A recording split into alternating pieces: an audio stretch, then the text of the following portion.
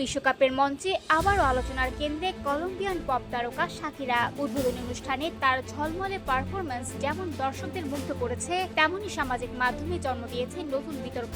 কেউ বলছেন মঞ্চে নাকি স্বয়ং শাকিরা ছিলেন না, ছিলেন তার বডি ডাবল। যদিও এ দাবির কোনো প্রমাণ মেলেনি, তবুও বিশ্বজুড়ে চলছে তুমুল আলোচনা। তবে শাকিরাকে ঘিরে এই বিতর্কের মাঝেও বাংলাদেশের মানুষের মনে ভেসে ওঠে এক ভিন্ন স্মৃতি। আজ থেকে প্রায় 2 দশক আগে 2007 সালে ঘূর্ণিঝড় সিডরে বিধ্বস্ত বাংলাদেশের উপকূলীয় অঞ্চলে নীরবে এসেছিলেন এই বিশ্বতারকা। ইউনিসেফের শুভেচ্ছা দূত হিসেবে তিনি পটুয়াখালীর ক্ষতিগ্রস্ত এলাকা ঘুরে দেখেন, কথা বলেন অসহায় শিশু ও পরিবারগুলোর সঙ্গে। ধ্বংসস্তূপের মধ্যেও শিশুদের স্বপ্ন, হাসি আর বেঁচে থাকার সংগ্রাম তাকে গভীরভাবে নাড়া দিয়েছিল।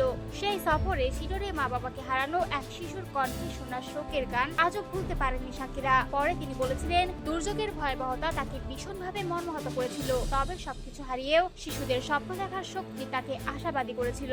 বাংলাদেশ সফরের সময় তিনি রাজশাহীতেও ইউনিসেফের বিভিন্ন শিশু উন্নয়ন প্রকল্প পরিদর্শন করেন। আন্তর্জাতিক সম্প্রদায়ের প্রতি আহ্বান জানিয়ে তিনি বলেছিলেন, বাংলাদেশের শিশুদের জন্য আরো বেশি সহযোগিতা প্রয়োজন। আজ বিশ্বকাপের আলো, গ্ল্যামার আর বিতর্কের ভিড়ে অনেকেই হয়তো ভুলে গেছেন সেই সফরের কথা, কিন্তু বাংলাদেশের মানুষের কাছে শাকিরা শুধু একজন বিশ্বখ্যাত শিল্পী নন, দুর্যোগের দিনে পাশে দাঁড়ানো এক সহমর্মী মুখ বটে।